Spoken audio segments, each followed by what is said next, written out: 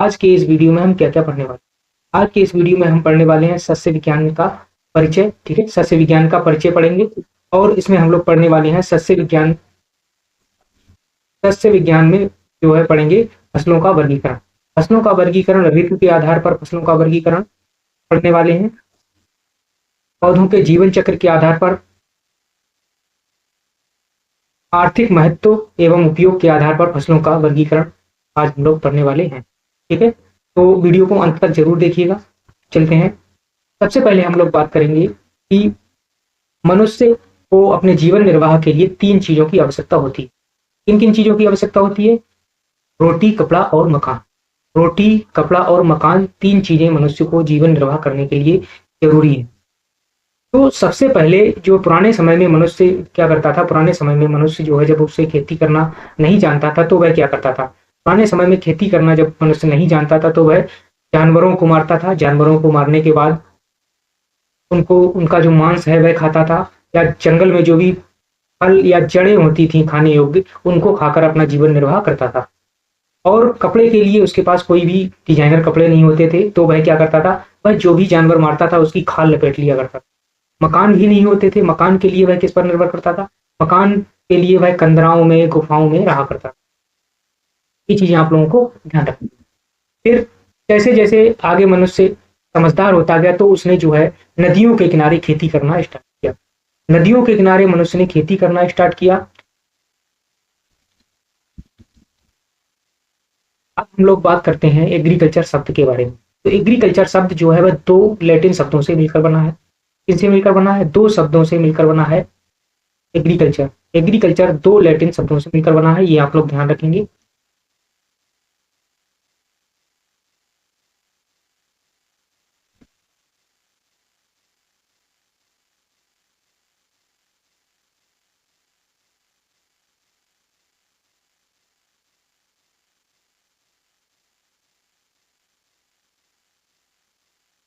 Agriculture 2 Latin शब्दों से मिलकर बना है।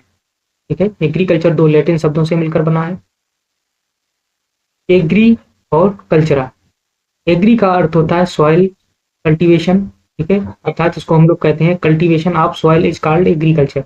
एग्रीकल्चर जो है कृषि विज्ञान जो है कला और विज्ञान दोनों है, जिसमें हम मिट्टी के उपयोग संबंधी सभी मानव क्रियाओं का अध्ययन करते हैं। ठीक है?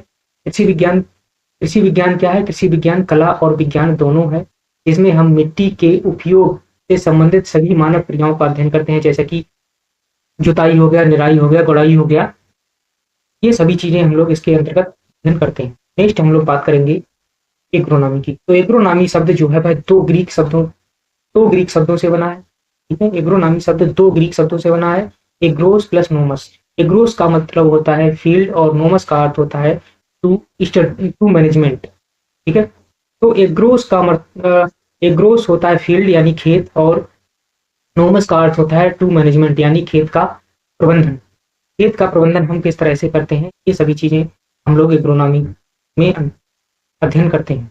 ठीक है, तो नेक्स्ट हम लोग बात करेंगे फादर ऑफ एग्रोनॉमी। तो एग्रोनॉमी के जनक जो है वह पीटर डी क्रेसेंजी को कहा जाता है। नेक्स्ट हम लोग बात करेंगे फसलों का वर्गीकरण।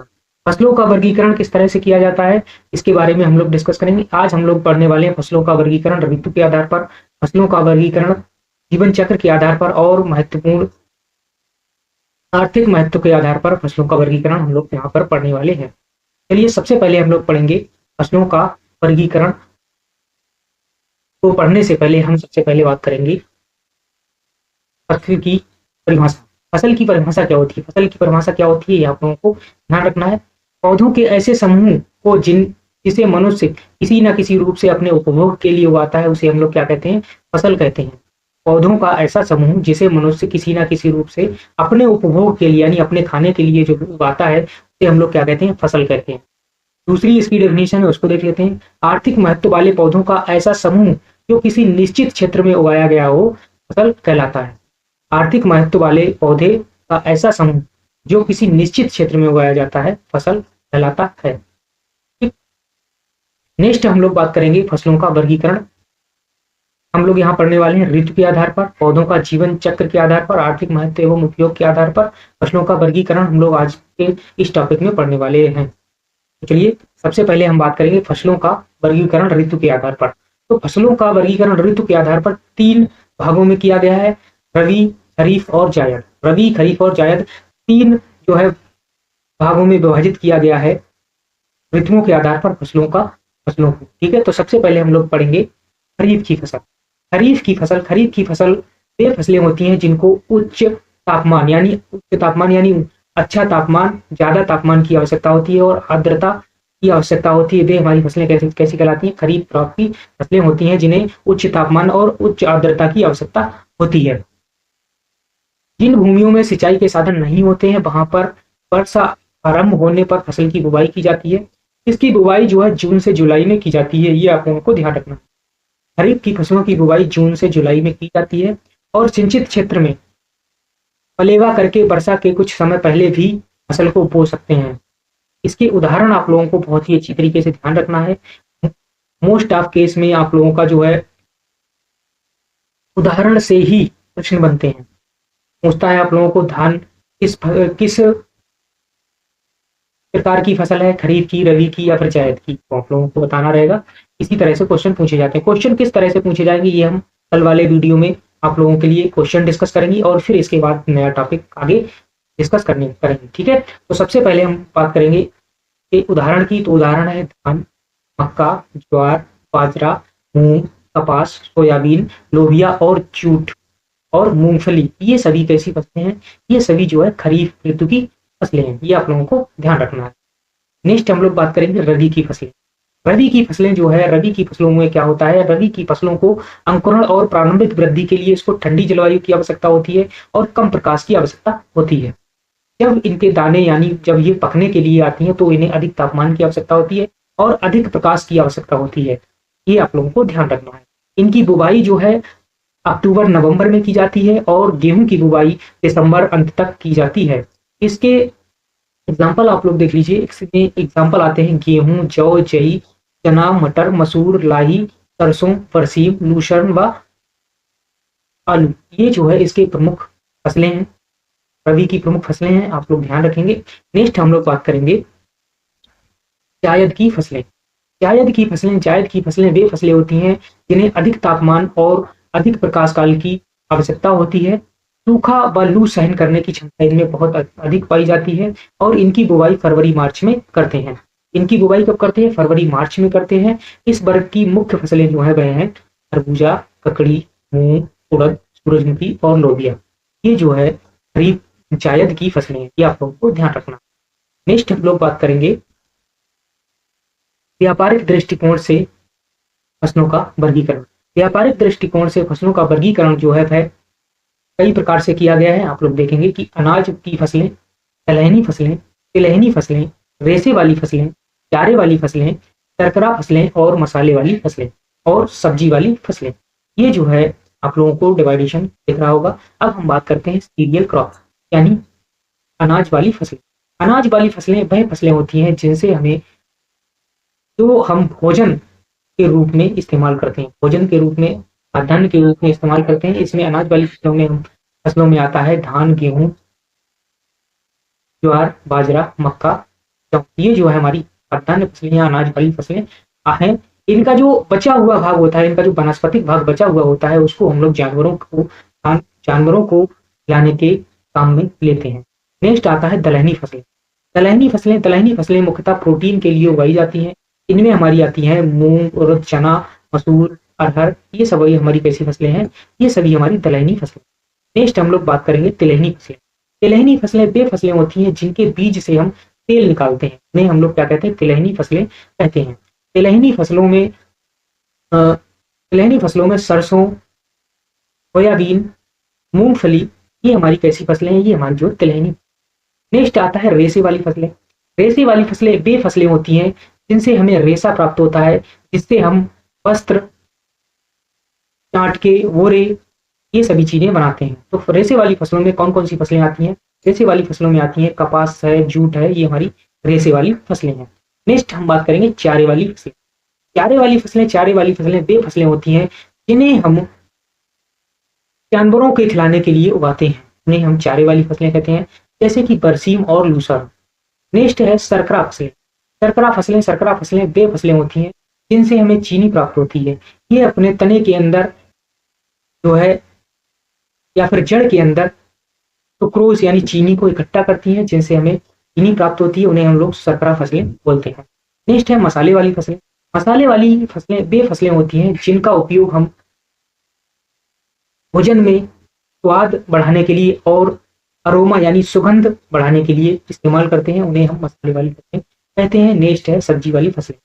सब्जी वाली फसलों में जिन्हें हम भोजन के रूप में पका कर खाते हैं, उन्हें हम लोग सब्जी वाली फसलें कहते हैं। अब हम एक एक करके आप लोगों को अच्छे से इनके एग्जाम्पल और डेफिनेशन आगे देखते हैं। तो आप लोगों को एक बात ध्यान रखनी है, आप लोगों को क्लास में जैसे कि मैं अभी आप लोगों को समझा रहा हूं, तो आप लोगों को वीडियो बहुत ही सावधानी से आराम से सुनना है। इसके बाद आप लोगों को पीडीएफ हमारे टेलीग्राम चैनल पर मिल जाएगी, इसकी लिंक डिस्क्रिप्शन बॉक्स में मिल जाएगी। आप लोगों को वहां से टेलीग्राम चैनल ज्वाइन करेंगे और वहां पर आप लोगों को पीडीएफ मिल जाएगी। फिर आप लोग धीरे धीरे करके बहुत ही अच्छी तरीके से अपने नोट्स बनाते रहिए। तो आगे बढ़ेंगे। सबसे पहले हम लोग बात करते हैं अनाज वाली फसलें। अनाज वाली फसलें ये जैसे कि गेहूं, धान, मक्का हो गई, इसका बचा हुआ भाग जैसे कि भूसा हो गया, पुआल हो गया, ये हम लोग जानवरों को खिलाते हैं। ठीक है, जानवरों को खिलाने के लिए इस्तेमाल करते हैं। ये रही डेफिनेशन, धान, गेहूं, मक्का, ये जो है हमारे अनाज वाली फसलें हैं। ठीक है, नेक्स्ट आ गया दलहनी फसलें। दलहनी फसलें जो है द्विबीजपत्रीय होती हैं। कैसी होती हैं ये दलहनी फसलें? द्विबीजपत्रीय होती हैं, जिनमें 2 बीज पत्र पाए जाते हैं, जैसे कि ये हमारा इनमें 2 बीज पत्र पाए जाते हैं और ये किसके लिए उपयोग की जाती है? प्रोटीन के लिए उगाई जाती हैं। मुख्य स्रोत क्या है दलहनी फसलों का? तो है वह प्रोटीन। अरहर, उड़द, चना, मसूर, मटर, ये जो है कैसी है? ये जो है दलहनी, ये अपन को ध्यान रखनी। नेक्स्ट हम बात करेंगे तिलहनी फसलें। तिलहनी फसलें ऐसी फसलें जिनके बीज तेल निकालने के लिए इस्तेमाल किए जाते हैं, उन्हें हम तिलहनी फसलें कहते हैं। मूंगफली, सरसों, तिल, सूरजमुखी और नारियल, ये हमारी तिलहनी फसल है। नेक्स्ट है रेशे वाली फसलें। रेशे वाली फसलें वे फसलें होती हैं जिनका उपयोग वस्तुओं जैसे वस्त्र, बोरे, टाट, रस्सी आदि बनाने किया जाता है, उन्हें हम रेशे वाली फसलें कहते हैं। इनमें कपास, जूट, पटसन और सनई जो है आते हैं। नेक्स्ट है चारे वाली फसलें। चारे वाली फसलें वे फसलें कहलाती हैं जिनका उपयोग हम पशुओं को काटकर खिलाने में करते हैं, वह हमारी चारे वाली फसलें होती हैं, जैसे कि बरसीम हो गया, लूशर्न हो गया, ठीक है, नेपियर ग्रास हो गया। नेक्स्ट है शर्करा वाली फसलें। शर्करा वाली फसलें वे फसलें होती हैं जो अपने तने या जड़ में शर्करा का संग्रहण करती हैं, उनसे हमें चीनी प्राप्त होती है, वे जो है शर्करा वाली फसलें कहलाती हैं, जैसे कि चुकंदर और गन्ना। ठीक, नेक्स्ट आ जाता है मसाले वाली फसलें। जो फसलें खुशबू, स्वाद तथा मसाले के लिए उगाई जाती हैं, वे मसाले वाली फसलें कहलाती हैं। उदाहरण के लिए आप लोग देख सकते हैं धनिया, जीरा, इलायची, अजवाइन, सौंफ, लहसुन, ये सभी कैसी फसलें हैं? ये सभी जो है मसाले वाली फसलें हैं। नेक्स्ट है सब्जी वाली फसलें। जिन फसलों को हम सब्जी प्राप्त करने के लिए उगाते हैं, उनको सब्जी वाली फसलें कहते हैं, जैसे कि लौकी, तोरई, अरबी आदि। नेक्स्ट हम लोग पढ़ने वाले हैं जीवन चक्र के आधार पर फसलों का वर्गीकरण। तो जीवन चक्र के आधार पर फसलों का वर्गीकरण 3 प्रकार से किया गया है। 1 वर्षीय फसलें, 2 वर्षीय फसलें और बहुवर्षीय फसलें। 1 वर्षीय फसलें कौन सी होती हैं? 1 वर्षीय फसलें वे फसलें होती हैं जो अपना जीवन चक्र, जो अपना संपूर्ण जीवन चक्र एक ही वर्ष में कंप्लीट कर लेती हैं, एक ही वर्ष में अपनी वनस्पतिक ग्रोथ करती हैं और एक ही वर्ष में हमें फल प्रदान कर देती हैं। उन्हें हम लोग 1 वर्षीय फसलें कहते हैं। 2 वर्षीय फसलें वे फसलें होती हैं जिनको जो है अपना लाइफ साइकिल कंप्लीट करने में 2 वर्ष का समय लगता है।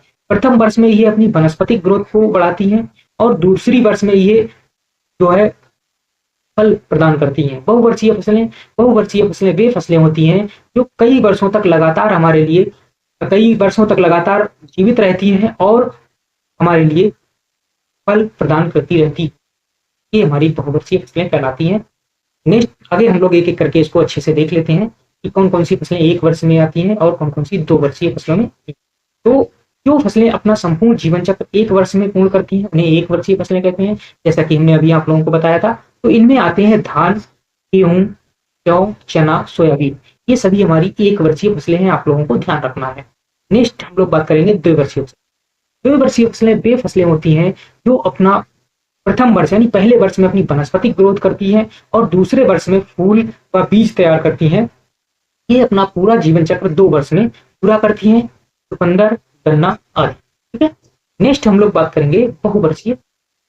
बहुवर्षीय फसलें, जो फसलें अनेक वर्षों तक जीवित रहकर फलना फूलना जारी रखती हैं, उन्हें बहुवर्षीय फसलों के अंतर्गत रखा जाता है। जैसे कि लूसड़ जो है, फसलों के विशेष उपयोग के आधार पर आज हम लोग फसलों का वर्गीकरण पढ़ने वाले हैं। कुछ फसलों को अनेक उद्देश्यों को ध्यान में रखकर उगाते हैं। इस वर्ग में फसलों का उनके उद्देश्य के आधार पर वर्गीकरण किया जाता है। इस तरह से इसका वर्गीकरण किया गया ये हम लोग देखेंगे। तो सबसे पहले हम लोग बात करते हैं हरी खाद की। हरी खाद जो है, हरी खाद की फसलें क्या होती हैं और हरी खाद को हम लोग क्यों उगाते हैं, इसके बारे में बात करते हैं। तो हरी खाद को हम इसलिए उगाते हैं जैसे मृदा में कार्बनिक पदार्थ की मात्रा बढ़ जाए। आमतौर पर दलहनी फसलों को उगाते हैं। इन्हें खेत में उगाकर कुछ समय बाद खेत में ही दबा दिया जाता है, जिससे कि खेत में नाइट्रोजन की मात्रा बढ़ जाती है। ये आप लोगों को ध्यान रखना है। हरी खाद को हम लोग क्यों उगाते हैं? हरी खाद को हम लोग इसलिए उगाते हैं जिससे कि हमारे खेत में कार्बन पदार्थ की मात्रा बढ़ जाए। और इसमें हम लोग सामान्यतः दलहनी फसलों को उगाते हैं, ये आप लोग ध्यान रखेंगे। और इन्हें जब थोड़ी बड़ी हो जाती हैं, कुछ समय बाद उसी जमीन में जो है हल से दबा दिया जाता है, पलट दिया जाता है, जिससे कि खेत में क्या होता है, नाइट्रोजन की मात्रा बढ़ जाती है। कौन कौन सी फसलें हम लोग हरी खाद में इस्तेमाल करते हैं, ये आप लोगों को ध्यान रखना है। तो हरी खाद में हम लोग मूंग, सनई, लोबिया, धैंचा, मसूर, मोठ और बरसीम, इन फसलों को हम जो है हरी खाद के रूप में इस्तेमाल करते हैं। ये आप लोगों को ध्यान रखना है। ठीक है। जैसे कि आप लोग देख रहे हैं, आप लोगों को चित्र में सब दिख रहा है, ये हमारी जो है हरी खाद की फसलें। नेक्स्ट हम लोग बात करेंगे मृदा रक्षक। मृदा रक्षक फसलें यानी जैसे रक्षा से आप लोग क्या समझते हैं? रक्षा से आप लोग समझते हैं कि किसी की रक्षा करना। तो किसकी रक्षा की जाएगी? यहाँ मृदा की रक्षा की जाएगी। मृदा की रक्षा किससे की जाएगी? कटाव से की जाएगी। जल से कटाव, जैसे कि बारिश होती है, बारिश से मृदा का अपरदन होता है। तो इससे कटाव को बचाने के लिए हम जो फसलें उगाते हैं उन्हें हम लोग क्या कहते हैं? रक्षक कहते हैं। इस वर्ग की फसलें भूमि को अधिक से अधिक आच्छादन प्रदान करती हैं, यानी उनको ढके रखती हैं, जिससे मृदा को वायु एवं जल द्वारा होने वाले कटाव से बचाया जा सकता है। जैसे कि मूंग और लोबिया इसकी प्रमुख फसलें हैं। ये जो है कैसी फसलें? ये जो है रक्षक फसलें मूंग और लोबिया ये फसलें आती हैं, ये आप लोग ध्यान रखें। नेक्स्ट हम लोग बात करेंगे नगदी फसलें वे फसलें होती हैं जो फसलें हम उगाते हैं, उगाकर तुरंत पूरा का पूरा जो है बाजार में बेच देते हैं और अपने उपयोग में नहीं लाते हैं, उन्हें हम लोग क्या कहते हैं? नगदी फसलें कहते हैं। इन फसलों को जो है किसान पूरा का पूरा बाजार में बेच देता है, नगद में बेच देता है। उन पैसों से बीज, खाद और घरेलू सामान खरीदता है। इन्हें हम लोग नगदी फसलें कहते हैं। जैसे कि गन्ना, सरसों, मूंगफली, आलू और तंबाकू, ये हमारी कैसी होती है? ये सभी हमारी जो है नगदी फसलें हैं। नेक्स्ट है अंतवर्ती फसलें यानी कैच क्रॉप वे फसलें होती हैं जैसे कि हमने कोई फसल उगाई, कोई भी फसल हमने उगाई, तो वह जो है किसी कारणवश सूखे के कारण या फिर अधिक बाढ़ आ जाने के कारण अगर जो हमने फसल उगाई है वह नष्ट हो जाती है। तो अगर नष्ट हो गई है फिर हम वही फसल दोबारा नहीं उगा सकते हैं। तो और समय भी कम बचा है, तो हम कम समय वाली फसलों को जब हम तुरंत फायदा लेने के लिए उगा लेते हैं तो उन्हें हम लोग क्या कहते हैं? कैच क्रॉप कहते हैं। ठीक है। इन्हीं कारणों से जब प्रमुख फसल खेत में नष्ट हो जाए, होने में देर हो जाए, तो उसके स्थान पर कम समय में तैयार होने वाली फसल को अंत्यवर्ती फसल कहते हैं। या ये दो मुख्य फसलों के बीच यदि कोई शीघ्र तैयार होने वाली फसल ली जाती है तो उसे अंत्यवर्ती फसल कहा जाता है। जैसे कि मक्का और गेहूं के बीच में तोरिया ले लेना, ये जो है क्या होता है? उदाहरण है। नेक्स्ट हम लोग बात करेंगे कीट आकर्षक फसलें यानी ट्रैप क्रॉप्स वे फसलें होती हैं जो कीट पतंगों को या बीमारी से बचने के लिए खेतों के चारों ओर या किनारे पर अन्य फसलें उगा लेते हैं। उन्हें हम लोग क्या कहते हैं? ट्रैप क्रॉप कहते हैं। मुख्य फसल को बचाने के लिए हम लोग क्या करते हैं? एक दूसरी फसल को उगाते हैं, उसे हम लोग ट्रैप क्रॉप कहते हैं। ठीक है। जो खेत की प्रमुख फसल के कीट पतंगों को अपनी ओर आकर्षित करके उन्हें उनके आक्रमण से बचा लेती है। जैसे कपास की फसल को कपास के गुलाबी कीट से बचाने के लिए कपास के चारों ओर भिंडी की फसल को उगाया जाता है। जैसे हम लोग क्या करते हैं, कपास जब हम उगाते हैं तो उसके चारों ओर भिंडी को उगाते हैं, जिससे कि गुलाबी कीट जो है भिंडियों को खा जाता है और कपास की फसल हमारी बच जाती है, जिसे हम लोग क्या कहते हैं, ट्रैप क्रॉप कहते हैं। ठीक है। नेक्स्ट है रक्षक फसलें यानी गार्ड क्रॉप्स। आप लोग ध्यान रखेंगे, गार्ड क्रॉप्स, रक्षक फसलें वे फसलें होती हैं जिनका उद्देश्य खेत के चारों ओर बोया जाता है, जैसे कि गन्ने के चारों तरफ पटसन, अरंडी, अरहर आदि बो देते हैं। मक्के के चारों ओर ज्वार को बो देते हैं। इनका मुख्य फसल की रक्षा करना इनका मुख्य उद्देश्य होता है। जो फसलें हमने बोई हैं उनकी रक्षा करना मुख्य उद्देश्य होता है रक्षक फसलों का। रक्षक फसलों में जैसे कि गन्ने के चारों तरफ पटसन को हम लोग बोते हैं, अरंडी को बोते हैं और अरहर को बोते हैं। ठीक है। और मक्का के चारों ओर हम ज्वार को बोते हैं। ये हमारी रक्षक फसलें कहलाती हैं। ठीक है। नेक्स्ट है पोषक फसलें वे फसलें होती हैं जो फसलें दूसरी फसल को लाभ पहुंचाती हैं, उन्हें हम लोग क्या कहते हैं, पोषक क्रॉप। जब किसी फसल को मिलाकर बोने से दूसरी लाभ होता है तो उसे पोषक फसल कहा जाता है। जैसे कि गेहूं के साथ चना बोने से गेहूं को चना द्वारा लाभ होता है, क्योंकि चना वायुमंडलीय नाइट्रोजन का को स्थिरीकरण करता है यानी फिक्सेशन करता है और गेहूं को नाइट्रोजन की प्राप्ति करवाता है। अतः चना पोषक फसल है। ठीक है। चना कैसी है, पोषक फसल है, अगर हम गेहूं में उसको मिलाकर बोते हैं। ठीक है। नेक्स्ट है सहचर या सहयोगी फसलें। सहचर या सहयोगी फसलें कौन सी होती है? सहचर या सहयोगी फसलें वे फसलें होती हैं जब एक ही मौसम में दो फसलें इस प्रकार साथ साथ हुई जाती हैं कि दोनों फसलों के बीज अलग अलग पंक्तियों में हों, जिससे एक दूसरे की उपज को कोई हानि नहीं पहुंचे, तो उन्हें सहयोगी फसलें। जैसे कि मक्का की दो पंक्ति के बीच में उर्द की एक पंक्ति लगाना, उसको हम लोग क्या कहते हैं, सहयोगी फसल कहते हैं, यानी कंपेनियन क्रॉप कहा जाता है। नेक्स्ट हम लोग पढ़ेंगे शिकारी या जलघोटू फसल। ठीक है। ये वे फसलें होती हैं जो अपनी उपस्थिति द्वारा फसल को अवांछित पौधे से छुटकारा दिलाती हैं, जैसे कि सनई बरसीम खरपतवारों की वृद्धि पर बुरा प्रभाव डालती हैं। ठीक है। नेक्स्ट है सहायक फसलें। सहायक फसलें यानी आगुमेंटेड क्रॉप्स। आगुमेंटिंग क्रॉप्स वे फसलें होती हैं जो कि सहायक फसलें किसी फसल की उपज बढ़ाने के लिए बोई जाती हैं, जैसे कि ज्वार के साथ ग्वार और बरसीम के साथ सरसों। ये जो है हमारी आगुमेंटिंग क्रॉप कहलाती है। आप लोगों को ध्यान रखना है। नेक्स्ट है नाभिकीय यानी हब क्रॉप्स। हब क्रॉप्स वे फसलें होती हैं जो किसी क्षेत्र के फसल चक्र में सबसे अधिक आर्थिक लाभ प्रदान करती हैं, नाभिकीय फसलें कहलाती हैं। ये शहरों के निकट सब्जी की फसलें जो हम उगाते हैं उन्हें हम लोग हब क्रॉप यानी नाभिकीय फसलें कहते हैं। नेक्स्ट हम लोग पढ़ेंगे ट्रक फसलें। ऐसी फसलें जिनकी प्रति हेक्टेयर पैदावार टनों में होती है तथा जिन्हें दूर बाजार में भेजने के लिए पैदा किया जाता है, जैसे आलू, गोभी, गाजर, ये सभी जो है ऐसी फसलें हैं ट्रक फसलें। ठीक, आप लोग इनको ध्यान रखेंगे। आई होप आप लोगों को वीडियो अच्छा लगा है। वीडियो अच्छा लगा हो तो वीडियो को लाइक कीजिए, चैनल को सब्सक्राइब कीजिए अगर आप लोग नए हैं। तो तब तक के लिए जय हिंद, वंदे मातरम, धन्यवाद। मिलते हैं आप लोगों को एक नए वीडियो के साथ।